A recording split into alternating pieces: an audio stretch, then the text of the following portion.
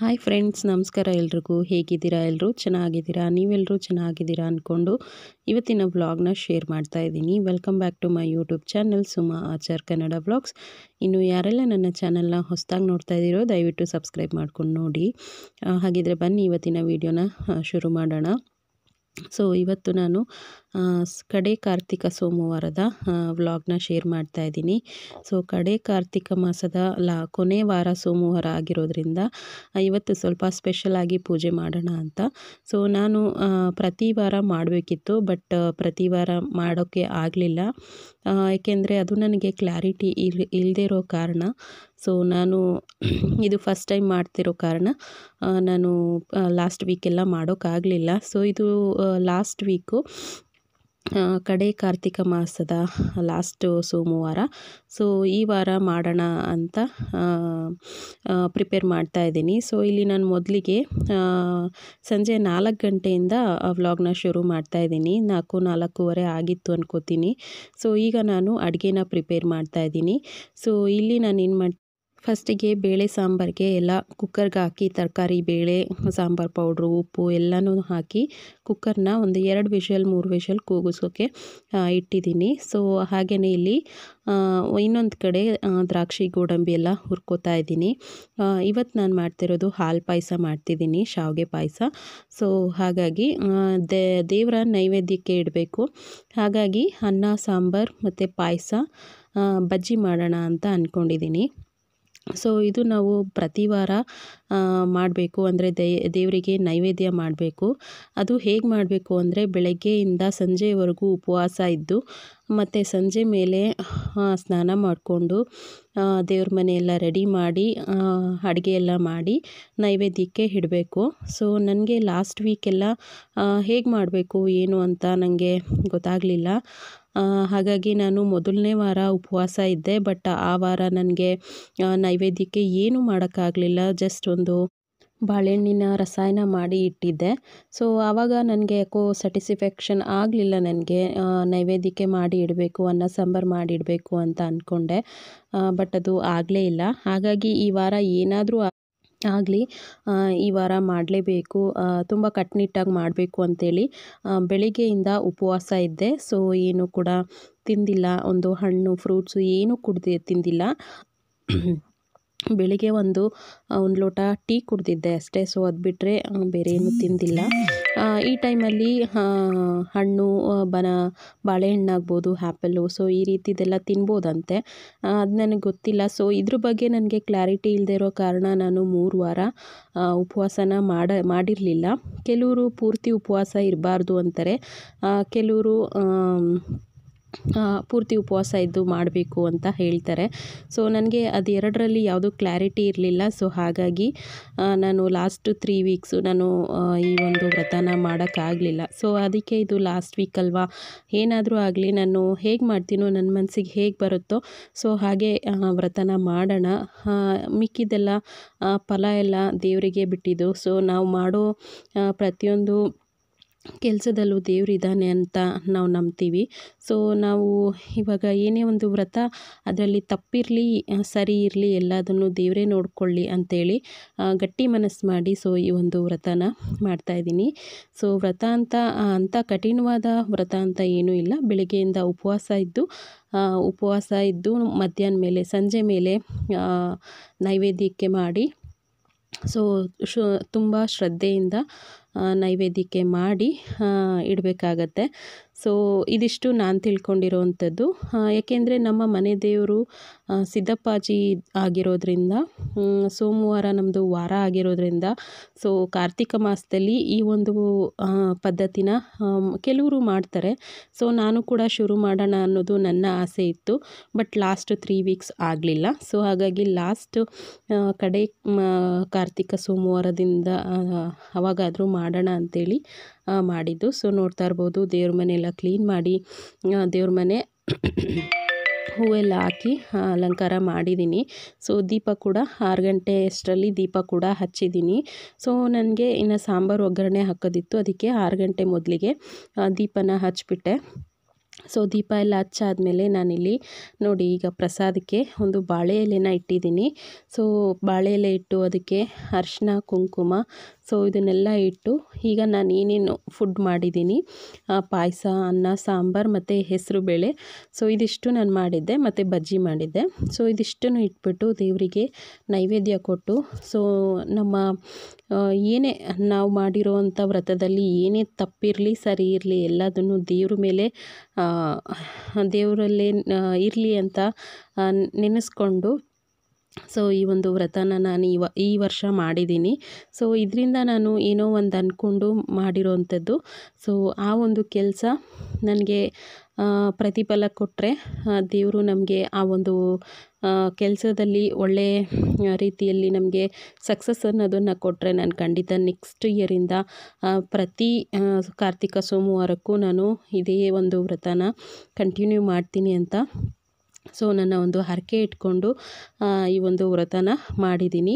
So ಇದರಲ್ಲಿ ಎಷ್ಟು ಸರಿ ಎಷ್ಟು ತಪ್ಪು ಅನ್ನೋದು ನನಗೆ ಗೊತ್ತಿಲ್ಲ. ಸೊ ಇದರಲ್ಲಿ ಕೆಲವರು ಹೇಳಿದ್ದಕ್ಕಿಂತ ಅಂದರೆ ನಮ್ಮ ಮನೆ ದೇವರಿಗೆ ನಾವು ಯಾವ ರೀತಿ ಮಾಡಬೇಕು ಅನ್ನೋದನ್ನು ಕೇಳಿಕೊಂಡು ನಾನು ಮಾಡಿದ್ದೀನಿ. ಸೊ ಇದರಲ್ಲಿ ನನಗೆ ಮನಸ್ತೃಪ್ತಿ ಇದೆ. ನಾನು ಲಾಸ್ಟ್ ವೀಕು ಪೂಜೆ ಚೆನ್ನಾಗಿ ಮಾಡಿದೆ ಅನ್ನೋದು ನನಗೆ ಒಂದು ಮನಸ್ಸಿಗೆ ನೆಮ್ಮದಿ ಇದೆ. ಸೊ ಇದು ದೇವರಿಗೆ ಮುಟ್ಟಿರುತ್ತೆ ಅಂತಲೂ ಅಂದ್ಕೊತೀನಿ. ಸೊ ನೋಡ್ತಾ ಇರ್ಬೋದು ಈಗ ನೈವೇದ್ಯ ಎಲ್ಲ ಇಟ್ಟಾಯಿತು. ಈಗ ಕಡ್ಡಿನ ಹಚ್ಚಿ ಇವಾಗ ಪೂಜೆ ಮಾಡ್ತಾಯಿದ್ದೀನಿ. ಸೊ ನಾನು ಫಸ್ಟಿಗೆ ಮಾಡುವಂಥದ್ದು ಮೊದಲನೇ ಕೆಲಸ ಏನಂದರೆ, ನಾವು ಪೂಜೆ ಮಾಡೋದಕ್ಕಿಂತ ಮುಂಚೆ ಫಸ್ಟು ನಮ್ಮ ಕಳಸ ಏನಿದೆ, ನಮ್ಮ ಮನೇಲಿರುವಂಥ ಕಳಸ ಏನಿದೆ, ಸೊ ಕಳಸಕ್ಕೆ ನಾವು ಅರಿಶಿನ ಕುಂಕುಮ ಹೂವು ಎಲ್ಲದನ್ನು ಇಟ್ಟು ಆನಂತರ ನಾವು ಕೂಡ ಅರಿಶಿನ ಕುಂಕುಮ ಹೂವು ಇದನ್ನೆಲ್ಲ ತಗೊಂಡು ಆನಂತರ ಪೂಜೆನ ಶುರು ಮಾಡಬೇಕಾಗತ್ತೆ. ಏಕೆಂದರೆ ನಮ್ಮ ಮನೆ ಕಳಸ ಲಕ್ಷ್ಮೀ ಸ್ವರೂಪ ಅಂತಾರೆ. ಸೊ ಹಾಗೆ ನಮ್ಮ ಮನೆ ದೇವರು ಕೂಡ ಕಾಳಿಕಾಂಬ ದೇವಿಗೆ ನಾವು ಕಳಸ ಇಡ್ತೀವಿ. ಸೊ ಅಲ್ಲಿಂದ ನಾವು ಶುರು ಮಾಡ್ತೀನಿ. ಸೊ ಇದು ನಾನು ಪ್ರತಿ ವಾರ ನಾನು ಪಾಲಿಸ್ಕೊಬಂದಿರುವಂಥ ಒಂದು ಪೂಜೆ. ಸೊ ಈಗ ನಾನು ಕಡ್ಡಿ ಎಲ್ಲ ಬೆಳಗ್ತಾ ಇದ್ದೀನಿ. ಸೊ ಕಡ್ಡಿ ಎಲ್ಲ ಬೆಳಗಿ ಆನಂತರ ದೇವರ ನೈವೇದ್ಯಕ್ಕೆ ನಾವೇನೇನು ಇಟ್ಟಿದ್ದೀವಿ ಸೊ ಅದನ್ನೆಲ್ಲ ದೇವರಿಗೆ ನೈವೇದ್ಯ ಮಾಡಿ ಒಂದು ಲೋಟದಲ್ಲಿ ನೀರು ಎತ್ಕೊಂಡು ಆ ನೀರನ್ನು ಪ್ರೋಕ್ಷಣೆ ಮಾಡಿ ಪ್ರಸಾದಕ್ಕೆ ಪ್ರೋಕ್ಷಣೆ ಮಾಡಿ ದೇವರಿಗೆ ನೈವೇದ್ಯ ಮಾಡೋದು. ಸೊ ಹಾಗೆ ನಾನಿಲ್ಲಿ ಈ ಕಡೆ ಬಂದು ಎಲೆ ಅಡಿಕೆ 2 ಬಾಳೆಹಣ್ಣು ಮತ್ತು ಕಾಣಿಕೆ ಸೊ ಇದಿಷ್ಟನ್ನು ಇಟ್ಟಿದ್ದೀನಿ. ಸೊ ಇದಿಷ್ಟನ್ನು ಇಟ್ಟು ಕಡ್ಡಿ ಬೆಳಗಿದ ಮೇಲೆ ನಾನು ನೈವೇದ್ಯ ಮಾಡ್ತಾಯಿದ್ದೀನಿ. ಸೊ ನೈವೇದ್ಯ ಮಾಡಿ ಆನಂತರ ಲಾಸ್ಟಿಗೆ ಮಹಾಮಂಗಳಾರತಿನ ಮಾಡ್ತೀನಿ. ಸೊ ಇದಿಷ್ಟು ನಾನು ಮಾಡಿರೋವಂಥ ಪ್ರೊಸೀಜರ್. ಸೊ ನನಗೆ ಗೊತ್ತಿಲ್ಲದೆ ಇರೋ ಕಾರಣ ನನಗೆ ಗೊತ್ತಿರೋ ಅಷ್ಟು ನಾನು ಈ ಒಂದು ಪೂಜೆನ ಮಾಡ್ಕೊಂಡಿದ್ದೀನಿ.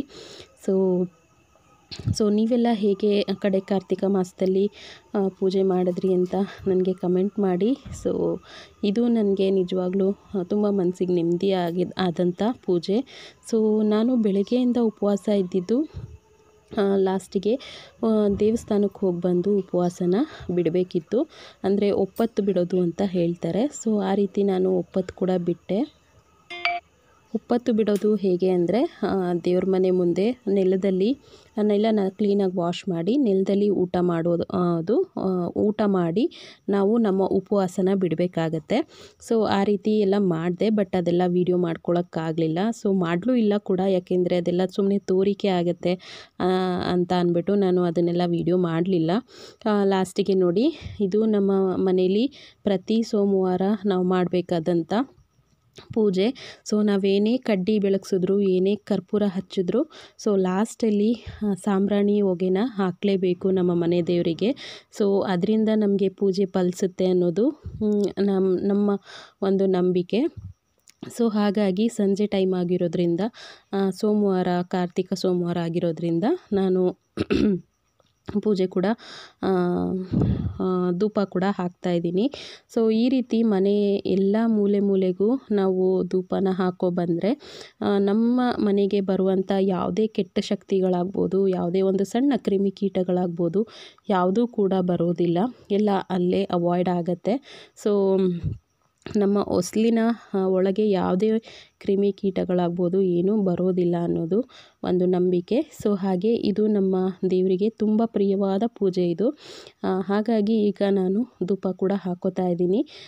ಮನೆಯ ಎಲ್ಲ ಮೂಲೆಗಳಿಗೂ, ಪ್ರತಿಯೊಂದು ರೂಮ್ಗಳಿಗೆ, ಕಿಚನ್ಗೆ, ಸೊ ಎಲ್ಲದಕ್ಕೂ ನಾನು ಧೂಪನ ಹಾಕ್ಕೋತಾ ಇದ್ದೀನಿ. ಹಾಗೆ ಶತ್ರುನಾಶನೂ ಆಗುತ್ತೆ ಈ ಒಂದು ಧೂಪ ಹಾಕೋದ್ರಿಂದ. ಸೊ ಇದಕ್ಕೆ ಶತ್ರುನಾಶ ಆಗಬೇಕು ಅಂದರೆ ಇದಕ್ಕೆ ಧೂಪಕ್ಕೆ ಬೇರೆ ಅಂದರೆ ಬೇರೆ ಒಂದು ಇದನ್ನು ಹಾಕ್ತಾರೆ. ಸೊ ಈಗ ನಾನು ಅದನ್ನು ಹಾಕಿಲ್ಲ, ಬರೀ ಸಾಂಬ್ರಾಣಿ ಅಷ್ಟೇ ಹಾಕಿ ನಾನು ಧೂಪನ ಕೊಡ್ತಾಯಿದ್ದೀನಿ. ಸೊ ಈಗ ನಾನು ಮನೆ ಸುತ್ತಮುತ್ತ ಎಲ್ಲ ಕಡೆನೂ ನಾನು ಧೂಪನ ಹಾಕ್ಕೊಂಡು ಬರ್ತಾಯಿದ್ದೀನಿ. ಇದು ನಮ್ಮ ಮನೆಗೆ ಒಂದು ಪಾಸಿಟಿವ್ ಎನರ್ಜಿನ ತಂದು ಕೊಡುತ್ತೆ ಅಂತಲೇ ಹೇಳ್ಬೋದು.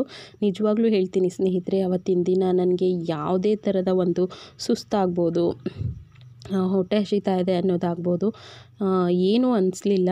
ಸೊ ನಾರ್ಮಲಾಗಿ ಹೇಗಿದ್ದೆ ಹಾಗೇ ಇದ್ದೆ. ಒಂದು ಸತಿನೂ ನನಗೆ ಸುಸ್ತಾಗ್ತಾ ಇದೆ, ನೀರು ಕುಡಿಬೇಕು ಅಂತ ಅನ್ನಿಸ್ಲಿಲ್ಲ. ಸೊ ಬೆಳಗ್ಗೆ ಎದ್ದಾಗ 1 ಗ್ಲಾಸ್ ನೀರು ಕುಡಿದೆ ಮತ್ತು 1 ಗ್ಲಾಸ್ ಟೀ ಕುಡಿದಿದ್ದೆ ಅಷ್ಟೇ. ಸೊ ಅದು ಬಿಟ್ಟರೆ ನಾನು ಇನ್ನೇನು ಕುಡಿದಿಲ್ಲ ಸಂಜೆವರೆಗೂ.